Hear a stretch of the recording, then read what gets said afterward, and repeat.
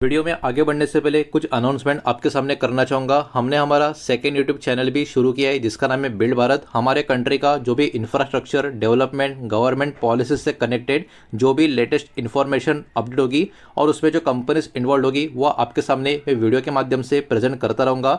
Daily videos already आना शुरू हो चुके हैं और हमारा व्हाट्सअप का भी चैनल है जिसके ऊपर शेयर बाज़ार की जो अपडेट्स है एकदम शॉर्ट में मैं आपके साथ शेयर करते रहता हूँ। तो हमारा सेकेंड यूट्यूब चैनल और हमारा व्हाट्सअप का चैनल प्लीज़ ज्वाइन कर लेना, सब्सक्राइब कर लेना। दोनों चैनल का जो लिंक है वीडियो के डिस्क्रिप्शन में बॉटम में आपको मिल जाएगा।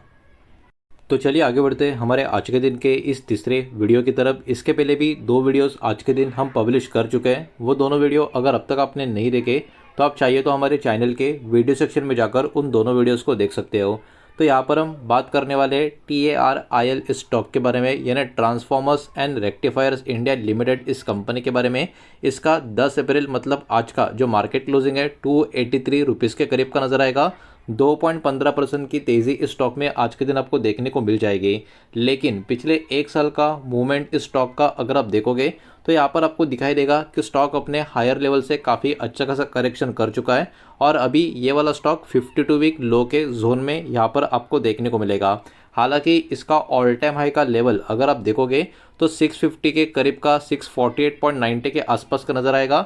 वहाँ से गिर के अभी स्टॉक 283 के करीब आपको देखने को मिल रहा है। याद रखना ये जो डेटा मैं आपको प्रोवाइड कर रहा हूँ ये किसी भी तरीके का बाय या होल्ड या सेल का या इन्वेस्टमेंट का एडवाइस बिल्कुल भी नहीं है। अब थोड़ा सा यहाँ पर डेटा में आगे की तरफ बढ़ते हैं। कंपनी का थोड़ा सा ओवरव्यू अगर यहाँ पर हम देखने की कोशिश करें transformers and rectifiers India limited के बारे में, तो देखिए कंपनी जिस इंडस्ट्री में काम करती है वो इंडस्ट्री कहीं ना कहीं देखा जाए ग्रोथ के हिसाब से काफ़ी अच्छी खासी आपको देखने को मिलेगी। बिकॉज पावर से कनेक्टेड यहाँ पर बहुत सारी चीज़ें इस कंपनी के कामकाज में आपको देखने को मिलेगी।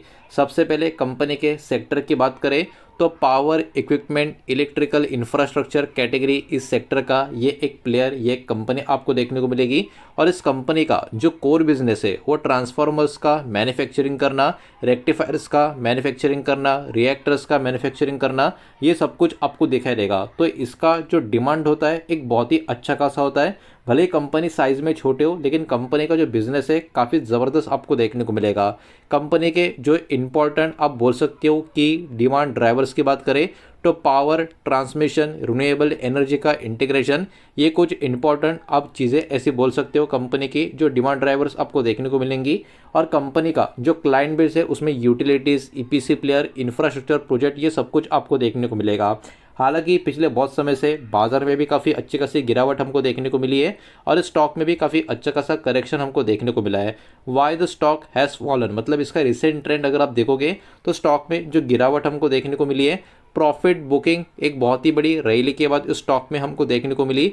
पिछले कुछ समय में स्टॉक में शार्प रनअप हमको देखने को मिला है। पिछले कुछ महीनों में some investor appear to be booking profit मतलब एक बहुत बड़ी तेजी के बाद स्टॉक में प्रॉफिट बुकिंग होती हुई देखने को मिली है। हालांकि पिछले कुछ समय से हल्की फुल्की सी रिकवरी स्टॉक में आना शुरू हुई है। आप देखिए स्टॉक में गिरावट का एक और काफ़ी बड़ा रीज़न ये भी था कि वैल्यूएशन कंसर्न स्टॉक में हमको देखने को मिला था। रैपिड प्राइस एप्रिसिएशन कहीं ना कहीं वैल्यूएशन का क्वेश्चन स्टॉक में बढ़ा दिया था, रेज किया था और मार्केट कहीं ना कहीं उस एक्सपेक्टेशन को एडजस्टेड प्राइस में करता हुआ हमको देखने को मिला। तीसरा अगर एक रीज़न स्टॉक में जो एक बहुत ही बड़ी गिरावट हमको देखने को मिली पिछले बहुत समय में, उसमें कंपनी का जो ऑर्डर फ्लो है और कंपनी का उन ऑर्डर के ऊपर का जो एग्जीक्यूशन का विजिबिलिटी है उसमें कहीं ना कहीं मार्केट ने बहुत सारी चीज़ें यहाँ पर नोटिस की। स्ट्रॉन्ग एक्सपेक्टेशन यहाँ पर पावर सेक्टर के ग्रोथ पे हमको देखने को मिल रहा है और ऐसे में अगर कोई भी डिले या कोई भी अनसर्टेनिटी नए ऑर्डर्स में अगर आ जाती है किसी भी सेंटिमेंट्स की वजह से तो कंपनी का भी और उस पर्टिकुलर ग्रोथ का सेंटिमेंट्स को भी अफेक्ट करने का काम करती है। तो ये एक रीज़न था कि स्टॉक में लगातार एक काफ़ी अच्छी खासी गिरावट हमको देखने को मिली है। ब्रॉडर सेक्टर का अगर मूवमेंट की बात करें तो पावर EPC से कनेक्टेड जो स्टॉक है कहीं ना कहीं एक साथ समटाइम्स मूव होते हुए हमको देखने को मिलते हैं। करेक्शन कहीं ना कहीं ओवरऑल कंपनी स्पेसिफिक आप इसको डायरेक्टली कह नहीं सकते हैं।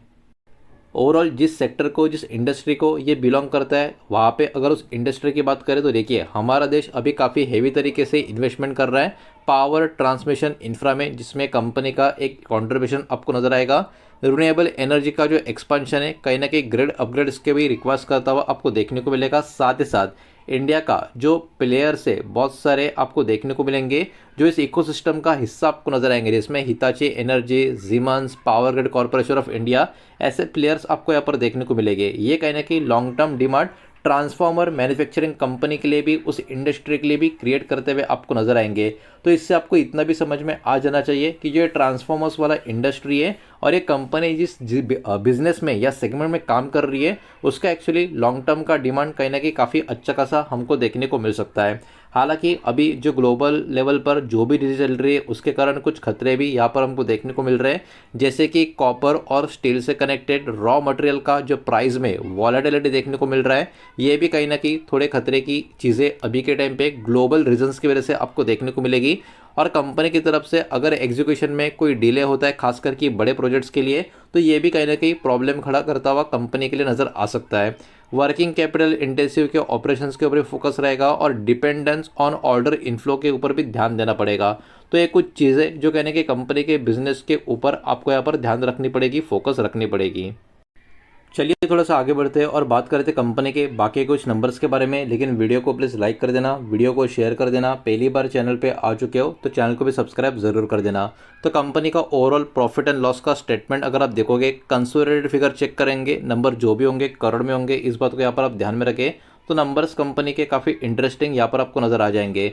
सबसे पहले क्या करेंगे, 2014 से 2020 तक का देख लेते हैं, बिकॉज कोविड तक के नंबर ज़रा देख लेते हैं। तो 2014 से 2020 कंपनी का जो सब कुछ काट छाट के नेट प्रॉफिट निकल कर आ रहा था, मैं जूम मार के आपको दिखाने का कोशिश करता हूँ।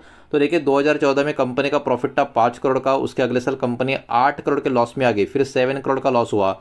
फिर 2017 में कंपनी को 24 करोड़ का प्रॉफिट हुआ। 2018 में प्रॉफिट था लेकिन काफ़ी कम हो गया 6 करोड़ का। 2019 में कंपनी का प्रॉफिट रह गया 5 करोड़ का और 2020 आते आते कंपनी प्रॉफिटेबल तो रही, लेकिन प्रॉफिट आप देख सकते हो उसके पिछले 4 साल से कंपेयर अगर आप करोगे तो कंपनी का प्रॉफिट लगातार गिर रहा था। लेकिन क्योंकि ये जो सेक्टर है, जिस इंडस्ट्री में कंपनी काम कर रही है, वो सेक्टर का डिमांड काफ़ी ज़्यादा आपको देखने को मिलेगा, ग्रोथ ज़्यादा आपको देखने को मिलेगी। उसके कारण जहाँ पर कंपनी का 2020 में सब कुछ काट छट के नेट प्रॉफिट 1 करोड़ था, 2021 में वही प्रॉफिट नेट प्रॉफिट 8 करोड़ हो गया, फिर 14, फिर 42, फिर 47 और 2025 का जो फाइनेंशियल खत्म हुआ था 216 करोड़ कंपनी का नेट प्रॉफिट हमको देखने को मिला था। ट्रेलिंग 12 मंथ का नंबर 275 करोड़ का नंबर शो कर रहा है। मतलब देखा जाए तो पिछले कुछ साल इस कंपनी की ग्रोथ के लिए काफ़ी अच्छे खासे हमको यहाँ पर देखने को मिल रहे हैं। इसके साथ साथ और भी कुछ नंबर्स की बात करें, मार्केट कैप 8,450 करोड़ के आसपास का मार्केट कैप है, मतलब ये एक स्मॉल कैप कंपनी आपको नजर आएगी।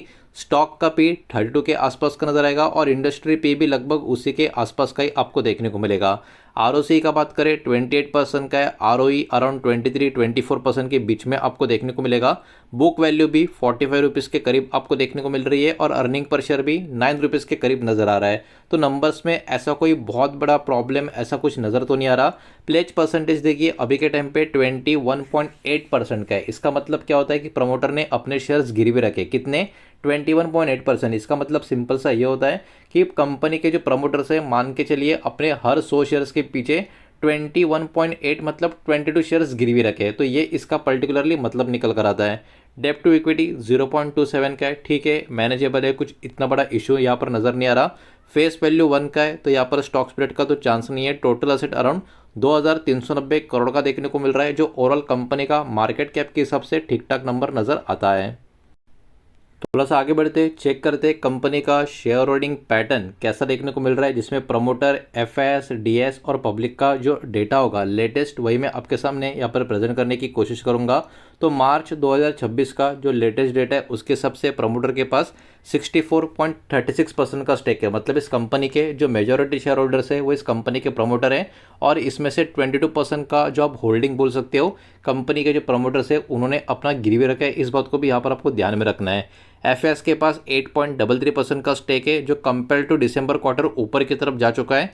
लेकिन डीएस का जो स्टेक है 4.18% से 1.77% पे आ चुका है। मतलब डीएस का स्टेक काफ़ी कम हुआ है, एफएस का स्टेक पे अच्छी आपको इंक्लाइन देखने को मिलेगी। मतलब पब्लिक होल्डिंग जो 24.43% की थी वो 25.54% की होती हुई आपको नजर आ रही है। तो एफएस का जो पर्टिकुलरली यहाँ पर इंक्रीज हुआ है स्टेक में, वो थोड़ा बहुत लोग यहाँ पर पॉजिटिव मानकर चल सकते हैं। तो देखिए ओवरऑल देखा जाए स्टॉक में काफ़ी अच्छा खासा करेक्शन यहाँ पर हमको देखने को मिला है। जिस सेक्टर को ये कंपनी बिलोंग करती है उसका ग्रोथ लॉन्ग टर्म में काफ़ी अच्छा खासा नज़र आ सकता है। ये डेटा के हिसाब से हमने जो इन्फॉर्मेशन थी उसके हिसाब से यहाँ पर हम बात करने की कोशिश कर रहे हैं। लेकिन वीडियो क्लोज करने से पहले वही बात आपको याद दिलाऊंगा कि किसी भी टाइप का बाय सेल या होल्ड का एडवाइस नहीं है। इस बात को यहाँ पर आप ध्यान में रखें। उम्मीद करता हूँ वीडियो आपको समझ आया होगा, पसंद आया होगा। तो वीडियो को लाइक करें, दोस्त से शेयर करें। पहली बार चैनल पे आ चुके हो तो सब्सक्राइब भी कर देना और कोई भी स्टॉक में निवेश करने से पहले खुद की स्टडी रिसर्च जरूर करें, फाइनेंशियल एडवाइजर की सलाह जरूर ले। मिलते हैं नेक्स्ट वीडियो में। धन्यवाद।